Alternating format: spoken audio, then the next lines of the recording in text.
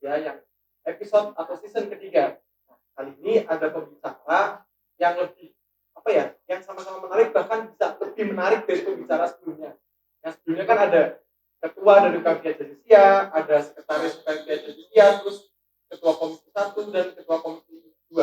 Nah, kali ini akan ada pembicara dari ketua komisi 3 dan ketua komisi 4. Nah, mungkin teman-teman sebelumnya aku sendiri gak usah perkenalkan lagi ya, karena di season atau episode pertama aku sudah perkenalkan lagi, dan mungkin kalian bosan nih lihat aku nih. Mungkin kita langsung aja ya ke pembicaranya aja ya.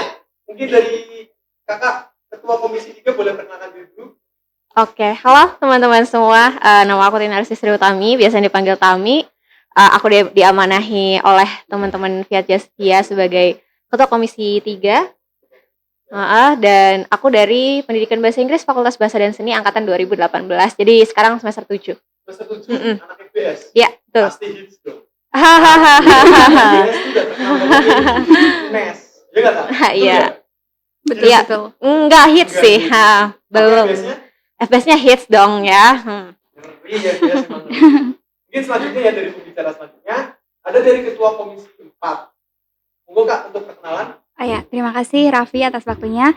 Perkenalkan, nama saya Anissa Tania Ramadita, biasa dipanggil Tania.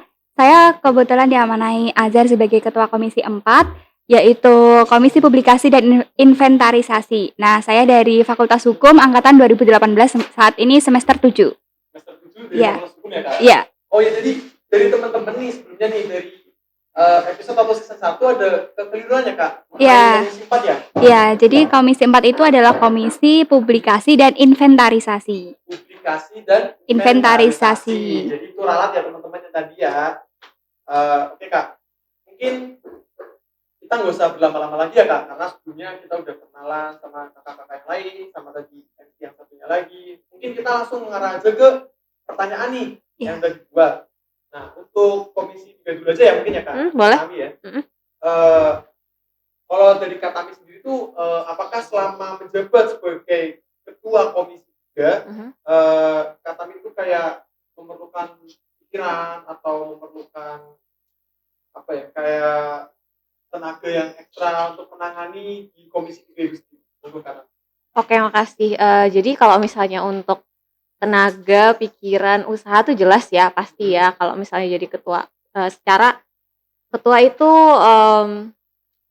mengurusi banyak hal gitu. Banyak hal. Jadi kayak Prokja juga dipikirin, terus nanti hubungan anak-anak nggak cuman di internal di komisi itu sendiri, tapi juga gimana dia sama kiatnya gitu kan juga jadi pikiran ketua juga gitu. Jadi karena juga ketua juga ngefasilitasin, dan di komisi itu kan ada banyak sekali anggota gitu ya. Otomatis banyak orang, banyak kepala, isinya beda-beda gitu. Nah, gimana caranya kita bisa mastiin kalau mereka itu nyaman kerja di komisi kita, terus nyaman membersamai sama kita gitu, sama Fiat gitu. Dan itu jelas perlu perlu usaha dan perlu tenaga gitu sih kalau dari aku. Berarti menurut Kak Tami sendiri itu kayak misalkan bagian menjembatani hubungan antara anggota ya Kak? Betul. Supaya bisa kolerasi kerjanya itu bagus. Benar. Tapi kalau aku mau tanya nih Kak, ini pertanyaannya agak riskan. Menangani hubungan anggotanya. Kalau menangani hubungannya sendiri gimana Kak? Saya hubungan kayak gimana dulu ini ya? Mungkin hubungannya secara pribadi gimana? Secara pribadi, kalau bersahabat sih ya saya bisa lah menangani hubungan persahabatan. Kalau yang urusan BUCIN? BUCIN apa itu ya? Bisa dijelasin mungkin Raffi? Mungkin kalau menurut pakar telematika, BUCIN itu adalah budak cinta. Budak cinta. Alhamdulillah ya saya belum sampai sana gitu ya. Alhamdulillah belum. Enggak juga sih. Agak melenceng sedikit, tapi masih dalam batas wajar. Iya, ya gitulah makanya. Biasa kan kita kan remaja. Iya. Ingat norma. Benar. Teman-teman. Mungkin dari katanya nih sebagai ketua komisi 4 ya Kak? Iya. Kalau kakak sendiri tuh selama menjabat sebagai ketua komisi 4, sama nih pertanyaan, apakah memerlukan pikiran yang ekstra atau effort yang lebih gitu? Monggo Kak.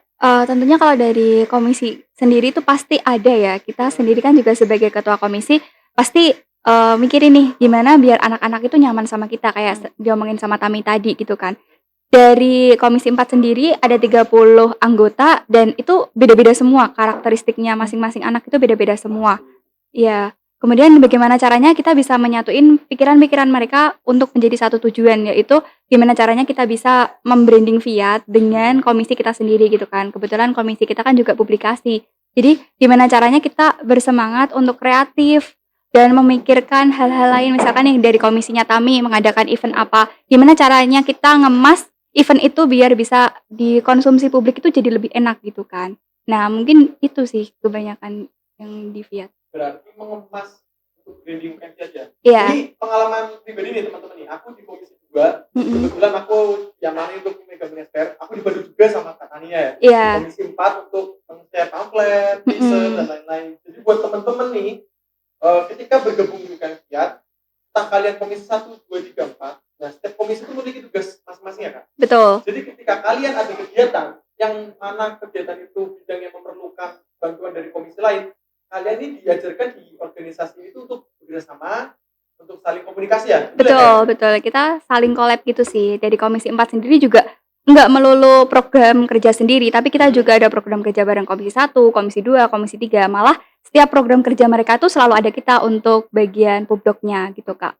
Berarti intinya kita adalah antara Komisi 1 sampai Komisi 4 itu saling membutuhkan. Yap, saling betul. bekerjasama ya? Iya, karena kita kan keluarga gitu kan. Keluarga. Ya, jangan anggap lebih. Kalau teman-teman anggap keluarga sebagai lebih, itu bukan keluarga. Yap, Ya betul ya. betul.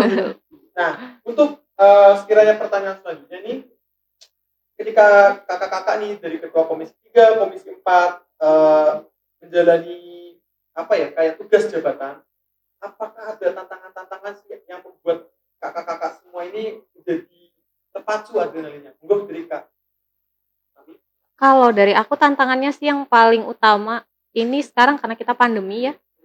Jadi kalau misalnya kita apa-apa online itu benar-benar terbatas gitu loh. Paling menantang itu kalau misalnya ada miskomunikasi. Jadi kan kita kalau misalnya online kayak gini kan hubungannya paling banter-banter ya lewat telepon gitu kan.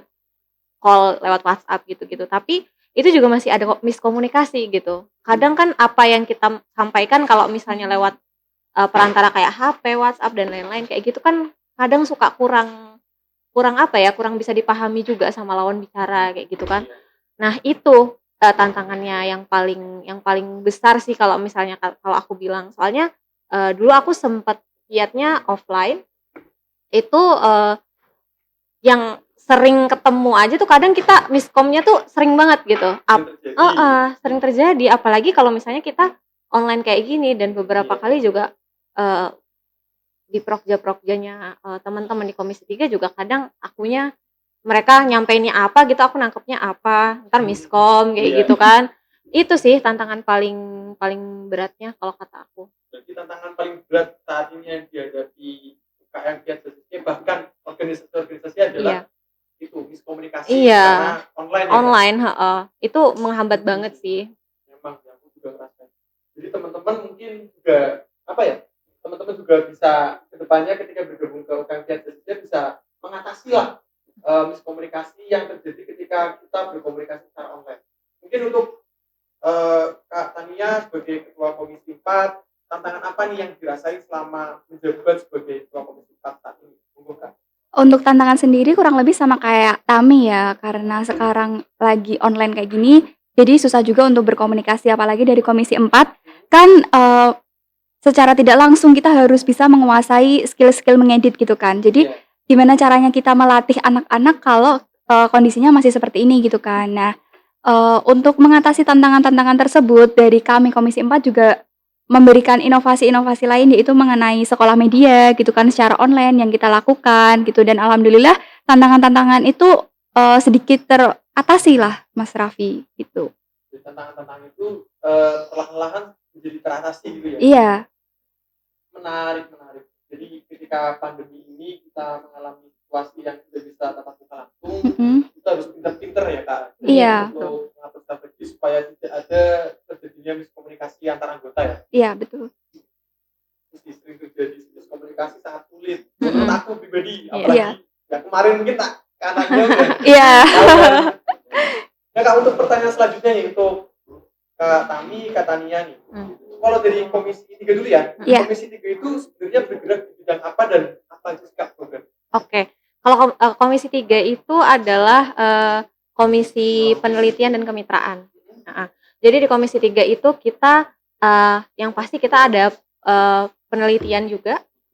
Jadi kalau di program kerjanya sendiri itu kita ada pelatihan penulisan kepenelitian gitu. Jadi kita ngelatih nih gimana sih caranya bikin penelitian yang baik, nyusun apa misalnya rumusan masalah kayak gitu-gitu. Terus misalnya kita udah neliti nih, udah cari data, gimana sih cara menginterpretasi datanya itu, nulis datanya tuh yang sebagai sebagai sesuatu yang bisa dibaca oleh orang banyak kayak gitu. Nah, itu program kerja pertama kita di Komisi 3 itu.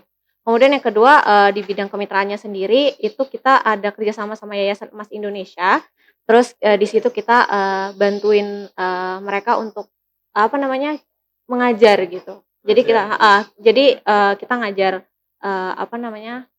ke anak-anak jalanan gitu dan dibantu oleh Yayasan Emas Indonesia. Itu di bidang kemitraannya. Kemudian kita juga ada program kerja yang saat ini sedang berjalan, yaitu penelitian sejarah Fiat gitu. Jadi kita mengulik nih, Sejarahnya Fiat. iya benar. Jadi kita ngulik Dari tahun pertama ya. iya dari tahun pertama itu gimana sih terbentuknya Fiat ini gitu. Ketuanya siapa, terus siapa-siapa aja ketua-ketuanya yang udah pernah menjabat di Fiat gitu. Itu dari Jadi kita. kalau aku bisa tangkap ya, sebenarnya tugas dari Komisi 3 itu lumayan berat, sangat berat dan harus sangat serius. Nggak bisa kayak cengengesan kayak kita komisi saya kan masih bisa. Iya, Komisi 4 kan juga masih bisa gitu ya. Masih bisa santai gitu ya. Sebenarnya bisa. Mm-mm. Tapi yang Komisi 3 ini memang ngeri-ngeri sedap. Untuk dari Komisi 4 nih, Kak. Komisi 4 itu sendiri masih sama nih pertanyaannya, bergerak di bidang apa dan program kerjanya apa aja? Untuk Komisi 4 sendiri bergerak di bidang publikasi, yaitu di sosial media gitu kan, sosial media Fiat. Kita megang akun YouTube, kita megang Instagram, dan rencananya nanti juga kita mau pegang web. Terus ya, kita juga megang inventaris dari Fiat sendiri. Misalkan nih alat-alat untuk podcast itu kan punya Fiat gitu kan. Terus ada clip on, ada bendera, ada map dan lain sebagainya. Pokoknya perlengkapan yang dimiliki oleh Fiat. Jadi kita tuh juga melakukan persewaan gitu kan, Kak. Untuk teman-teman yang misalkan butuh nih buat podcast, kita bisa sewain gitu. Nah, dari kitanya sendiri itu juga harus bisa ngerawat gitu. Misalkan kan ini lagi posisinya lagi online gini ya, serba online, berarti kan banyak banget kegiatan yang dilakukan secara online juga. Jadi bagaimana caranya kita juga memanage barang-barang itu, merawat barang-barang itu gitu. Untuk program kerjanya sendiri dari Komisi 4 ini ada 2. Yang pertama itu program kerja inti, yang kedua itu program kerja harian. Yang pertama program kerja inti itu seperti sekolah media yang tadi saya sampaikan kan ya. Sekolah media itu gunanya ya untuk melatih kami dari anggota Komisi 4 agar bisa menguasai tentang dunia ngedit film, gimana ya ngedit video buat after movie gitu kan, terus juga ngedit poster dan lain sebagainya gitu. Tapi tidak menutup kemungkinan juga buat anggota-anggota lain yang ingin bergabung, karena kita juga sangat terbuka gitu kan, namanya sama-sama belajar, apa salahnya gitu kan, Kak. Nah, untuk yang selanjutnya selain sekolah media itu kita juga mengadakan podcast. Nah, podcast ini kita bekerja sama dengan Komisi 1, yaitu podcast mengulik tuntas tentang RUU PKS. Jadi Komisi 1 itu yang ngadain diskusi dan kita yang ngemas secara videografinya Secara gitu. medianya. Ya, betul. Kita juga ngadainnya di podcast gitu kan. Nah, yang ketiga itu kita mengadakan lomba desain poster itu tingkat nasional. Nah, kebetulan dari seluruh Indonesia, dari Sabang sampai Merauke itu sudah mendaftar sebanyak 80 peserta waktu itu, Kak. 80 peserta. Iya, 80 peserta dan desainnya itu saya akui keren-keren sekali dari teman-teman semuanya itu.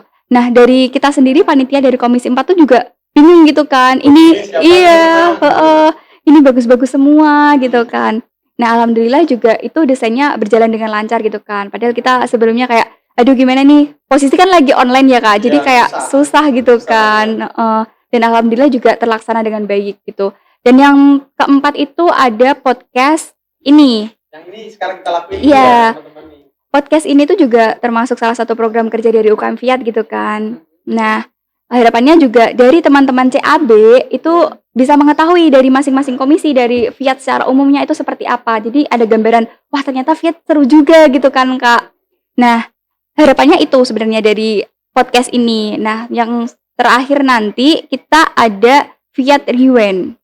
Iya. Fiat Rewind. Jadi kayak YouTube Rewind gitu Kak. YouTube Rewind. Jadi konsepnya nanti di A Day to Remember-nya Komisi 2 kita mau collabs bareng gitu. Kita ngadain semacam dokumenter selama 1 tahun kepengurusan itu seperti apa aja sih gitu kan. Pasti kan kelihatan banget nih seru-serunya kayak gimana. Kegiatannya kita ngapain aja gitu. Iya, betul banget. Jadi kita kayak wah ternyata setahun ini juga banyak banget gitu kan kegiatan yang seru-seru. Makanya teman-teman saya harapin bisa masuk Fiat karena banyak banget gitu kegiatan yang bisa membuat kita semangat gitu kan.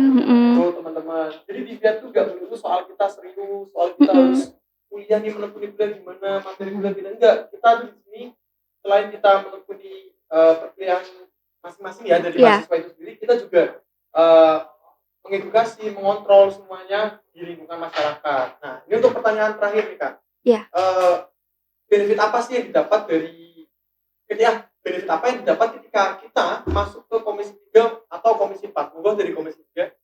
Kalau di Komisi 3 sendiri sih yang pasti benefitnya pertama nanti teman-teman akan tahu gitu gimana sih cara meneliti yang baik, gimana cara melakukan penelitian, gimana sih cara nulis yang baik, karena penelitian sama penulisan itu tuh dekat gitu ya kaitannya. Nggak ada gimana cara kita tahu hasil penelitian kalau kita nggak nulis gitu kan.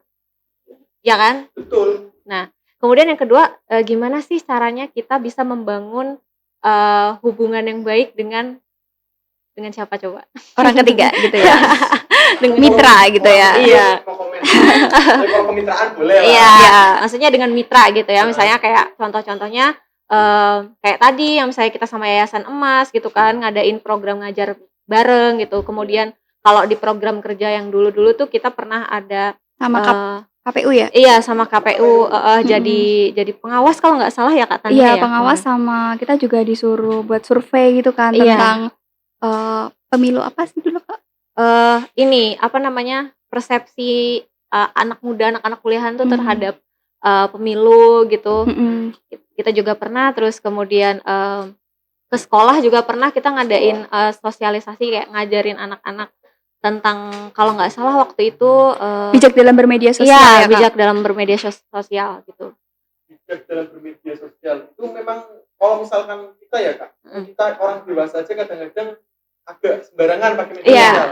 Nah, dengan cara tadi kan Fiat untuk mengedukasi anak-anak sekolah untuk bijak dalam bermedia sosial itu juga menurut aku ya itu sangat penting gitu. Iya, benar banget. Karena ada undang-undang ITE, kita bisa dipidana dan lain-lain. Iya, benar. Menarik ya. Jadi apa ya, Komisi 3 itu tidak hanya untuk melulu tentang tulis juga, tapi kita juga mengedukasi. Iya, mengedukasi, terus juga gimana caranya kita berhubungan sama orang banyak. Kita kan nanti kan terjun di masyarakat kan pasti akan ada hubungan-hubungan gimana sih cara kita membangun relasi sama orang gitu. Kalau misalnya kita mau ada acara apa, misalnya anak-anak kuliah kan KKN nanti perlu matur ke desa gitu kan. Iya, berkomunikasi yang baik gitu kan ya. Berkomunikasi yang baik tuh gimana. Nah, di Komisi 3 nanti teman-teman akan diajarin seperti itu gitu. Sampai segitunya diajarin Kak? Iya. Pokoknya semuanya. Sebenarnya nggak cuma di Komisi 3 aja, di semua komisi juga akan diajarin seperti itu, dan itu benefitnya kalau gabung di Fiat gitu. Tuh teman-teman, itu benefit yang dijelaskan sama Ketua Komisi 3. Selanjutnya benefit yang didapat ketika bergabung di Komisi 4. Tentunya kalau di Komisi 4 benefit yang akan didapat teman-teman itu juga skill ngedit ya. Jadi kita dari yang nggak bisa jadi bisa, dari yang bisa jadi luar biasa gitu kan Kak. Dari yang nggak bisa jadi bisa, dari yang bisa jadi luar biasa. Teman-teman jangan ragu, jangan ngerasa aku nggak bisa gini, ada katanya lagi diajarin. Iya, kita sama-sama belajar gitu kan di Fiat ini ya. Tapi juga selain itu kita juga bisa menambah relasi gitu kan Kak. Kita kan juga ngajarin bukan dari internal aja. Jadi Iya. kita ada dari luar ngajarin kita gitu kan. Gimana cara ngedit Filmora dengan yang baik gitu kan. Terus ada juga ngedit pakai Corel. Nah, Corel Draw. iya pakai Iya. Corel Draw. Jadi nggak melulu dari kakak-kakak tingkatnya saja, tapi juga dari luar gitu ngajarin. Jadi kan lebih enak gitu kan. Ilmunya lebih banyak. Ilmunya lebih banyak. Berarti yang aku tangkap nih dari kakak-kakak ketua komisi 3, kakak-kakak ketua komisi 4 ini apa ya? Benefitnya tuh sangat luar biasa, sangat banyak sekali. Tidak hanya dari internalnya saja, Iya, Iya. benar. tapi dari eksternal pun kita dapat juga ilmunya dan relasinya pun juga tidak dari UNES atau UKM saja. Iya, Iya, Benar kan Kak? betul banget. Seperti tadi komisi 1, komisi 2, dari internal, dari eksternal juga. Kita pun Iya. sama dari komisi 3, komisi 4 Iya. ya. Benar banget. Wah, tuh teman-teman, tunggu apa lagi nih? Aku tunggu kalian untuk gabung di UKM Justice-nya karena setiap komisi memiliki benefitnya yang sangat luar biasa. Relasinya tidak hanya dari Universitas Negeri Semarang, tapi dari kancah nasional. Dan untuk itu, aku harap kalian dapat mengikuti alur pendaftaran dengan baik dan dengan sungguh-sungguh. Nah, dengan cara seperti itu, aku yakin nih kakak-kakak pun yakin ya Kak. Iya. Kalian pasti diterima di UKM Justice-nya. Tuh. Mungkin itu ya Kak, kita Iya. cukupkan ya. Boleh. Nah, sebelum itu kalian nih nanti kalau kalian komen kenapa sih ini jaga jarak, kenapa nggak protokol kesehatan? Kami semua di sini sudah dinyatakan negatif dari COVID-19 ya Kak. Betul. Dan kita pun juga membawakan hand sanitizer. Begitu juga kalau kita selesai podcast kita juga langsung pakai masker dan kita semua sudah mendapatkan izin dari baik ketua UKM Justice maupun dari pembimbing kami ya. Iya. Kan?